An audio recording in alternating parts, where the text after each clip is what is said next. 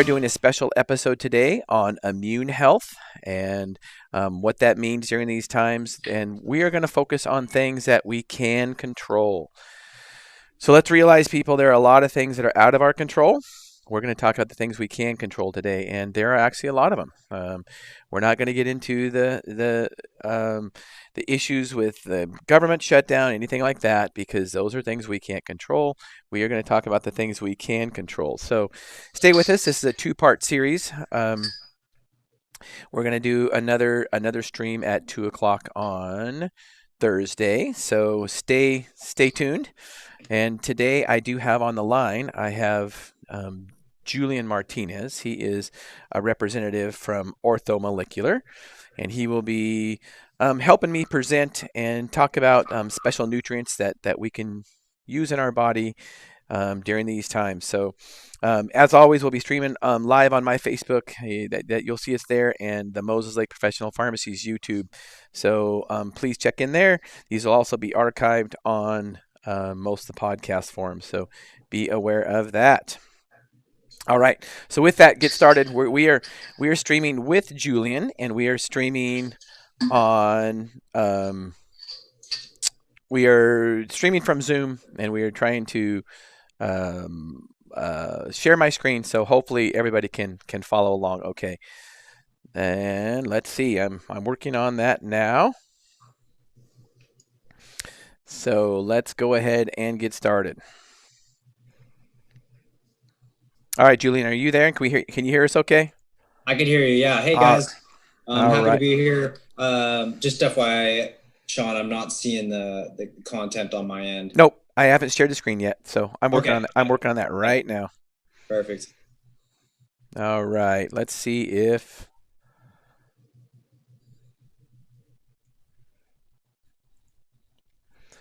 All right, let's see if that works. Are you seeing it now, Julian? I'm seeing it now. Yep, you can go ahead and... You're seeing it now? Yep. Perfect. Ready to go. All right, let me just move some things so I can see okay.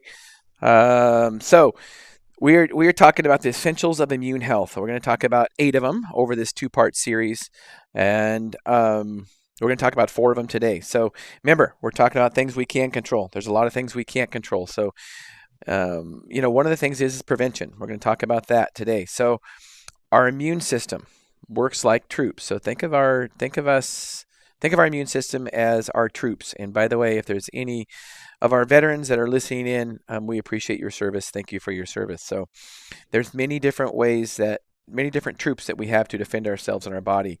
Our bodies are the same way, whether it be the intestinal tract, whether it be our skin, many different ways we have to defend ourselves from possible toxins, possible things that could hurt us. So here's some important things. To develop a healthy immune system, it must have a good foundation in the early stages. So we're not born with a very healthy immune system. That's one of the reasons why breastfeeding is so important. Many antibodies are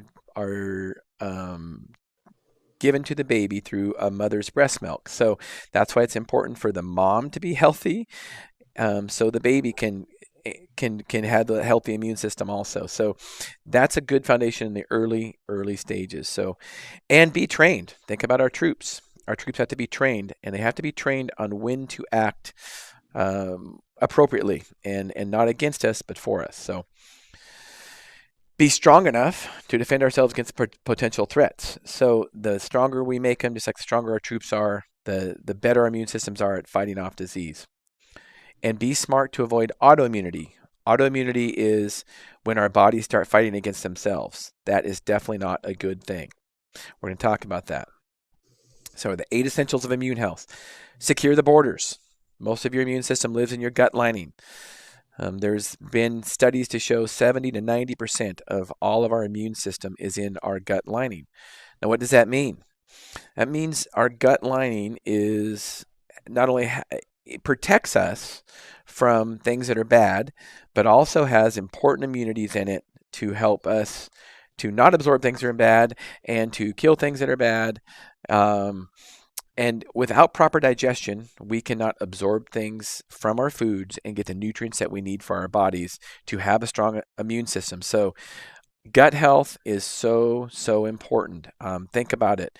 You've heard the term, we are what we eat. If we can't absorb our nutrients appropriately, we're not eating the appropriate nutrients and we're not absorbing the appropriate nutrients, we aren't going to be healthy. So proper digestion is the key. So we chew food, okay? There are enzymes in food that help us dissolve food and help us absorb certain things, mostly salivary amylase, which carbohydrates are. That is an enzyme that helps break down carbohydrates. That is actually in saliva. We have stomach acid. Stomach acid, especially in conventional medicine, gets so many bad raps. We talk about stomach acid causing so many diseases like reflux, gastrointestinal reflux. Very, very popular medications are called the proton pump inhibitors, also known as Prilosec, also known as Prevacid, available generically. Those are medications, strong antacids, so to speak, that help break down acid in our stomach. Now, that might sound good in the short term because it'll stop us from, that reflux feeling or that acid stomach, stomach heartburn that it's called. But long term, we need acid in our tummies. Our tummies are made to be acidic. Without the acid in our tummies, there's a lot of nutrients we can't absorb. I can tell you a lot of minerals. Think about it. Minerals like calcium, minerals like magnesium, they need acid to be broken down. Vitamin D, for instance, is a vitamin also that needs acid to be broken down. We can't absorb those things well if we don't have proper acid. Julian, do you want to talk about anything there at all? Yeah, I do want to chime in on here. Mainly just, I really like this image because it really gives the audience an understanding that there's a step-by-step process that gets food or nutrients ready for it to be absorbed. And it all starts with chewing, right? I want everybody to, when they see this, to really take the time to slow down and chew. I was sitting last night actually eating dinner, watching TV, not thinking about chewing. I was swallowing too quickly, and essentially there was, at the end of the day, there ended up being undigested foods because I didn't take the time to properly chew my food. So I always emphasize on that area. But you're absolutely right. There's steps that get you ready for inspection. Let's just say, according to the slide, right? So chew your food. The acids are essential, and digestive enzymes are essential.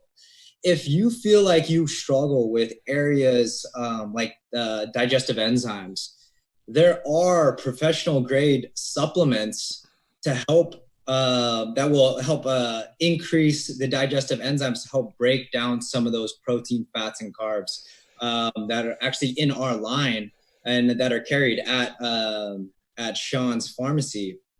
So I do highly recommend, if you have any type of digestion issues, instead of resorting to things like he mentioned PPIs, start having some more colorful, healthier foods that are easier to break down, and then supplement quality digestive enzymes to help with that transition. Absolutely. Thank you for that, Julian. And my belief as a pharmacist, in fact, even if you read the package insert of the PPIs, i.e. the Prevacid and the Prilosec, they are meant to be short term, 6 weeks maximum. If you're on those long term, it is not good, and they're hard to get off of. It changes the interior of your stomach lining, so it makes it very, very hard to get off of them. So, if you have any questions, please call us, and we will kind of help you to guide you through that process. So, I know it can be extremely hard and painful to try to get off them. So, ready for inspection So once the food is there, it gets to the lining, and it should be absorbed in the small intestine. But you have to have good microbiome. What is microbiome? Micro meaning small, bio meaning life. So small bacteria usually that help us to break down food and nutrients so they can be absorbed. If we don't have that good bacteria in our system, then those nutrients will not be absorbed. any patient that I see normally that has any kind of gastrointestinal issue, whether it be reflux, whether it be diarrhea, whether it be constipation, the first thing I address with them is the microbiome. And there are good probiotics that you can take to help increase that microbiome. Um, I like Ortho's product, Orthobiotic. It's high potency, 20 billion CFUs, colony forming units. It's also the only one I know of that has Saccharomyces boulardii in it, which is a non pathogenic yeast, which is like good bacteria, but it's a good yeast. So it helps to prevent the bad yeast from growing. Do you have anything to say about that, Julian? Yeah, I mean, so orthobiotic absolutely is a great daily probiotic that you can take to help increase the beneficial bacteria in your gut. But to really talk about the microbiome for just a minute is that the microbiome is what's going to allow passage in through the enterocytes, which I know he's going to get back to the slides, which the enterocytes that are those pink, like let's just say soldiers. You know, he was stop mentioning soldiers. Those are there to protect you from any harmful substances that might be passing through and getting into your immune system. Your microbiome essentially is the area that's going to allow essentially that star or that let you go back to it. The microbiome is what's going to allow that star to get past the enterocytes, the pink area, down into the bloodstream and to be distributed to where it needs to be. So yes, essentially, you want to make sure that you have a healthy microbiome. And if you do have any issues, like you mentioned, so many GI enteropathies, I do recommend using Orthobiotic, which is a multi-strain probiotic that's shelf-stable, non-refrigeration, that has studied individual strains that have been shown to really improve gut dysbiosis. So yes, I highly recommend that as part of foundational nutrients you should be taking daily. All right, thank you for that, Julian. Yep. So let me go back to that slide.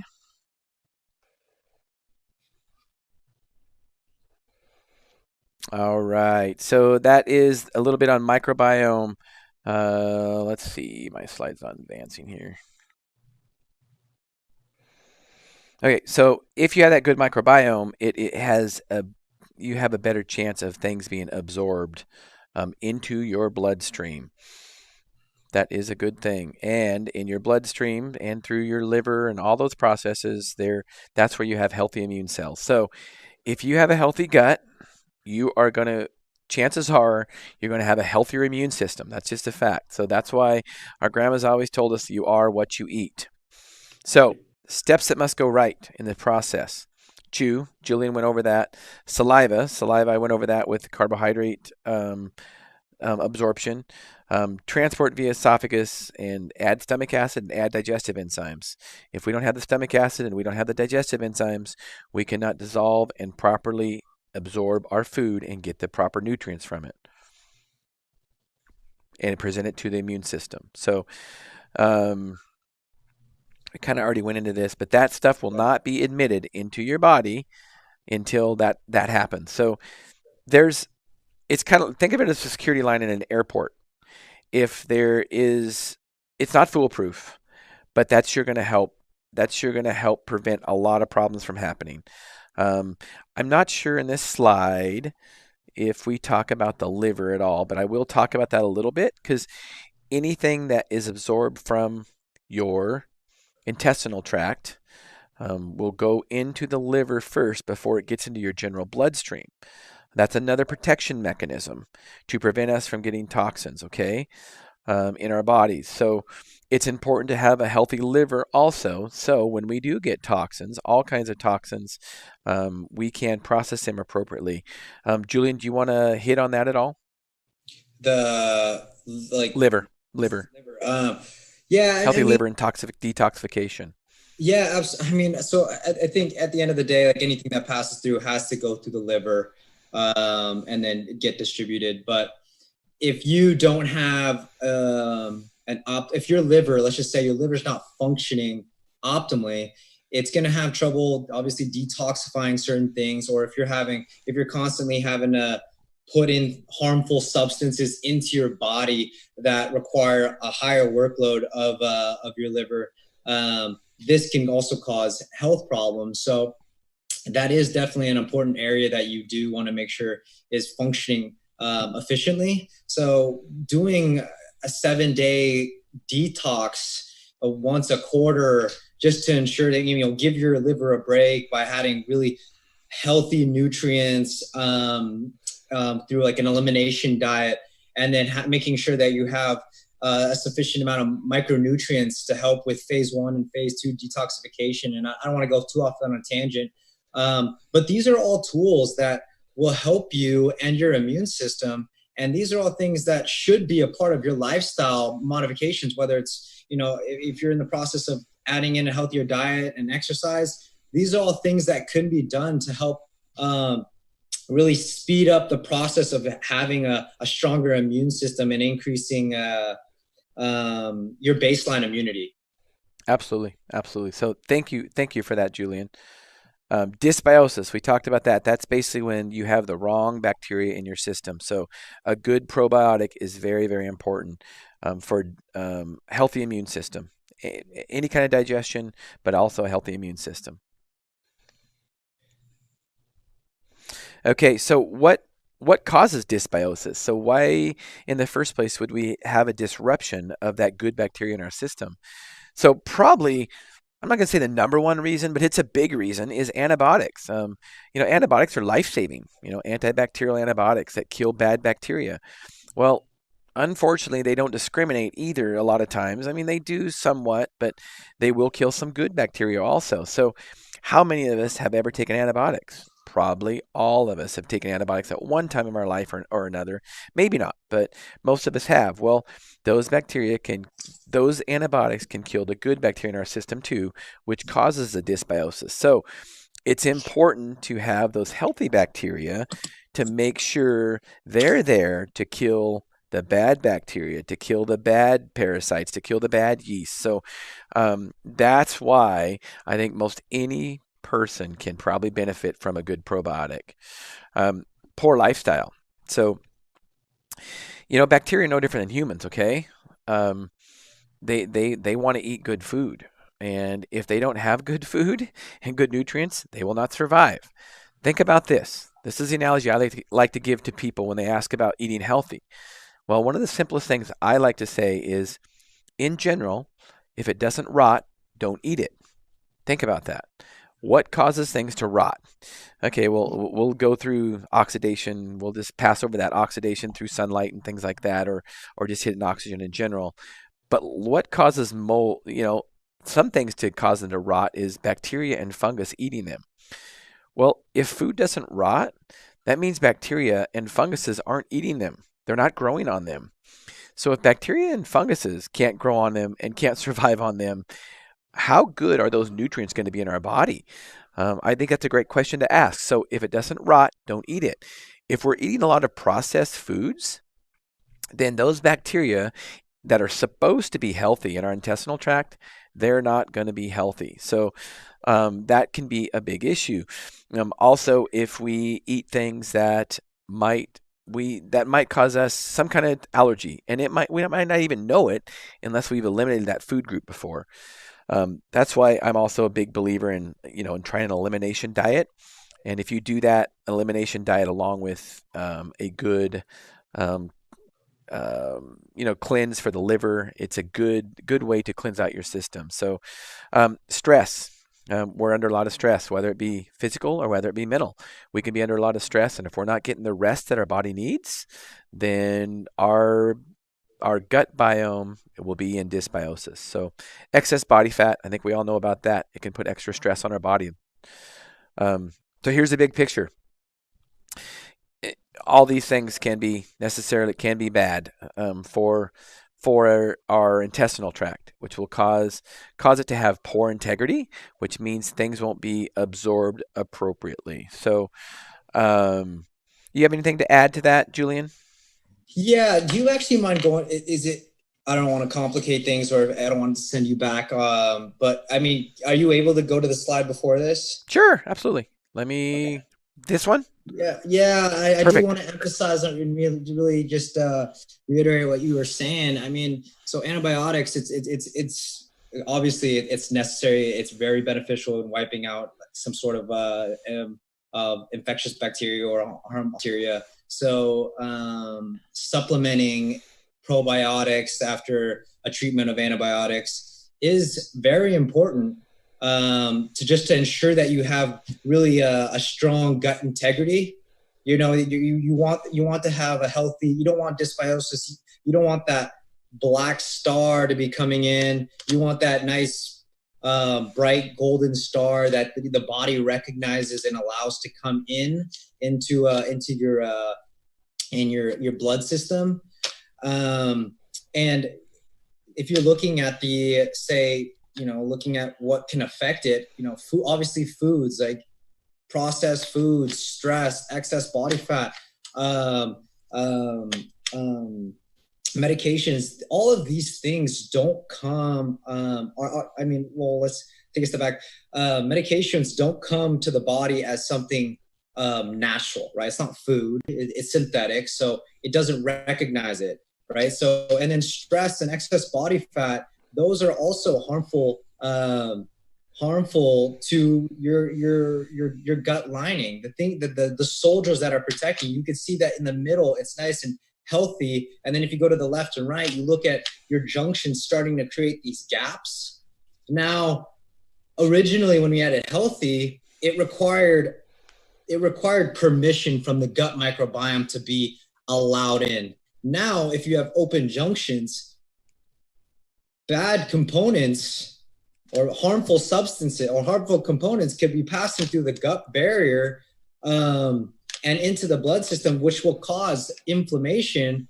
And if you have constant, if you have gut permeability like it is here, you're going to have that constant chronic inflammation. And the reason I'm emphasizing on this is because we do have a product in our line called SBI Protect, which is a serum-derived bovine immunoglobulin, and that has been clinically studied to bind to a wide variety of pathogens, including like LPS, lipopolysaccharides, some of the most C. diff toxin A and B, some of the most potent triggers that cause or elicit an immune response. SBI binds to those components to where even if you have those open junctions, it'll bind to it, making it too big to where it'll just get removed through waste instead of it passing through and causing that chronic inflammation we talked about. That makes a lot of sense. Sorry, I got off on a little tangent there, No, but no, no, no, no. We appreciate it. That's why I you're think here. it's important. Yeah, I think it's important to understand that there's things that we can do. Like the whole topic about today is there's things that we can do today to protect our immune system. 80% of our immune system is in our gut. And that's because most of our threats are also in our gut. And so if the stronger our gut is, that will essentially address 80% of the harmful threats that are coming through. So I do really want to emphasize on gut health and the importance of it. So to really wrap that up is there are things you can do: SBI Protect, probiotics. If you're not doing something along those lines, I highly recommend seeing Shawn and talking to him about these products. Yeah, thank you for that, Julian. Yeah. Okay, so inflammation. So let's see. Let's talk. We can talk quickly about inflammation, but I mean that could be a whole nother podcast in itself. But um, inflammation obviously is not good. I think about this. Think about the things that Think about the diseases we treat. Arthritis, osteoarthritis, allergic rhinitis. Those are all. Itis means inflammation, and you think about all the diseases that we treat in our that are treated in our bodies that are really inflammatory responses. And don't get me wrong, inflammatory responses are good. I think we're gonna talk about that a little bit later. But when they start attacking your own body, then it can be bad. So strategic alignings. The gut lining has many tenants. It's important to have the right balance of tenants. We talk about that. More beneficial bacteria equals less germs. This is not just something that mainstream medicine knows this too. There has been studies to show, like with Saccharomyces boulardii, for instance, when people have gotten really, really bad, what's called C. difficile, Clostridium difficile, which is a bacteria that is resistant to many, many different antibiotics. There was studies to show that Saccharomyces boulardii could help to kill that bacteria, and that was back in the 70s. So this is nothing new. Healthy gut equals healthy body, or it gives you a better chance of having a healthy body. So eliminate the enemy presence. So community hygiene and personal hygiene. Let's talk about community hygiene. I was talking about this a lot. This is something that has been talked about a lot over the last few weeks, right? So let's talk about the things we can control. Think about community hygiene. So you know what really changed the world of infectious disease? It's not the antibiotics. It wasn't penicillin. It wasn't the sulfas. It wasn't the development of antibiotics necessarily. It was probably the development of indoor plumbing. Because when we had indoor plumbing, there were a lot of diseases that were eliminated in the world. I'm sorry, not eliminated, but reduced in those communities that had indoor plumbing. And if you still think about it, in countries that don't have indoor plumbing, in many third world countries where they don't have good indoor plumbing, waterborne diseases is still the number one killer, either from like Giardia or dysentery, because they don't have indoor plumbing. So that is more of a community hygiene. Although when we talk about, that goes just down the line into personal hygiene, those are things we can affect. Hand washing. 95% of all infectious disease, listen up, 95% of all infectious disease can be prevented by proper hand washing. Think about that. Those are, don't trust me. Look those up. That is true. Hand washing saves lives for sure. So obviously regular bathing and oral hygiene. You know what's interesting about the oral hygiene is that there's a lot to be said about oral hygiene and risks of other diseases. Remember I was talking about inflammation. Gingivitis is inflammation of the gums, and dentists are actually one of the first medical professionals to diagnose a lot of different diseases because so many things originate from the mouth. We shouldn't be surprised about that because if we don't have a healthy mouth, then we're not going to be able. That's part of our intestinal tract with chewing. We're not going to be able to absorb a lot of nutrients appropriately. So there's a risk of gingivitis and cardiovascular disease. So bad oral hygiene equals cardiovascular disease. There's been many studies to show that. So avoid enemy territory. Okay, enemies are different for children versus adults versus for seniors. So kids, remember I talked about kids and infants and breastfeeding or newborns and breastfeeding. That's where they get exposed to germs. In So they get antigens and antibodies from their mother's breast milk, and so they can fight off disease that their mom was exposed to. If they didn't have that, they would have a much more difficult time living in an environment that has disease in it. So that being said, we can't live in a non-toxic environment. We have to live in there's bacteria and there's viruses all around us. That's been the same for thousands of years, and we need to be able to protect ourselves from them. The thing is, you need to have an immunity to you need to have a healthy immune system. So having an immune response for those things is a good thing. Think about this. This is a good analogy. I think I went backwards. Sorry. So think about the immunity. Think about what we're told. For those of you that are listening that are Americans, what are we told when we go to Mexico? Do not drink the water, right? Well, Mexicans drink the water and they don't have a problem with it at all. Why? because they have been exposed to the bacteria that are in that water, and they have built up a defense to it. So I'm not saying go to Mexico and drink the water. I'm not saying that, because I still would not go to Mexico and drink the water. But you get what I'm saying there. That's a great analogy. They've been exposed to it, so that's why it doesn't harm them. Adults. So adults have been exposed to a lot of those germs already, so their body should be ready to defend themselves against it. So one of the things that happens with adults, though, is there are a lot more allergens. Now, typically when we think of allergies, we think of, oh, let's just name one, hay fever. It's like, oh, I have hay fever and I get stuffy and I get clogged up. It's more than that. There are certain things that we can be a little bit allergic to, i.e., maybe let's call it, instead of allergy, let's call it an insensitivity. Gluten. Gluten is a common one. There are some patients that are very insensitive to gluten. Not necessarily allergic, but their body does mount a little bit of an immune response from it, and it causes issues. Obviously, the best thing to do would be to eliminate gluten, and that's how they would change their lifestyle. So diets are very, very important. So now,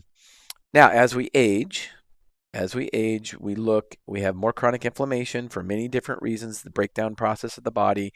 There are certain things that we can do to prevent that, but there are, it is our immune system is not as strong when we age. So that's one of the reasons, like what's going on now with the coronavirus and COVID-19, that still mostly the people that die are still elderly people.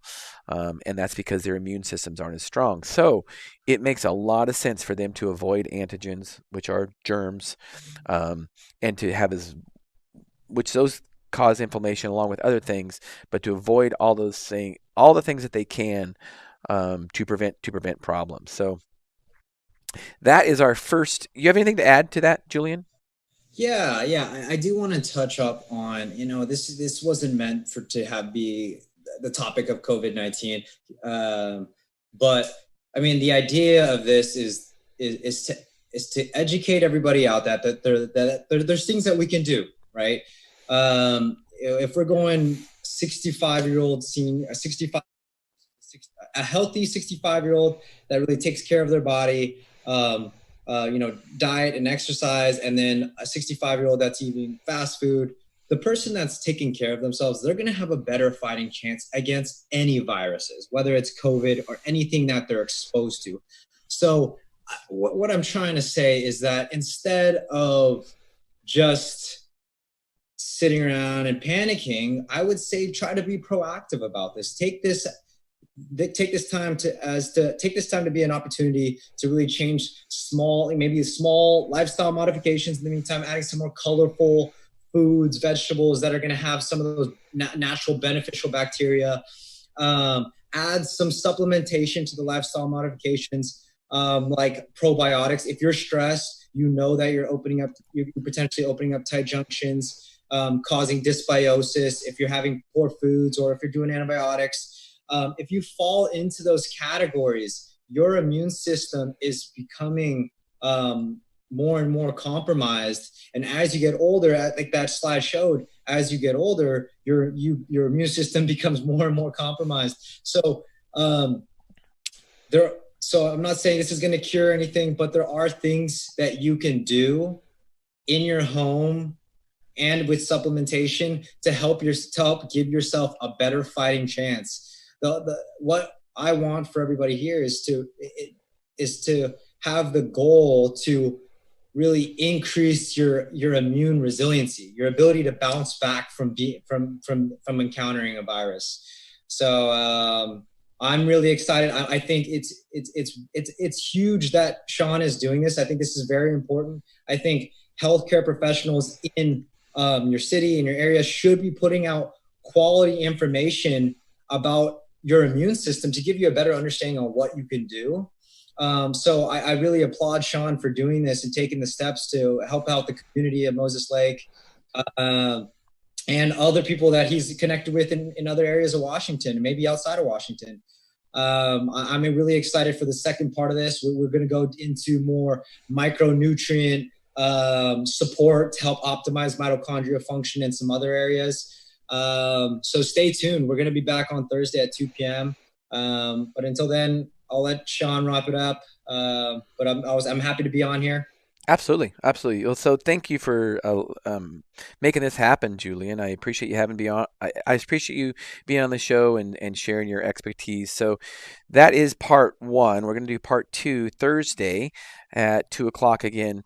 So let's just recap some things that we can change. Okay, remember that's why we're doing this, because there's certain things we can't control and things we can control. So the things we can control is eating healthy, eating healthy. Also rest. We will die without sleep before we'll die without food. So make sure that you are getting plenty of rest, because that is how your immune system recovers. The other thing is movement, not necessarily exercise, and that can vary from everybody's. It's all relative. So, but movement is important too, to keep our bodies healthy. Yeah, that's all I have. So you are listening to a special edition of Health Solutions with Shawn and Janet Needham. Tune in Thursday for the second half. Thank you for listening and watching.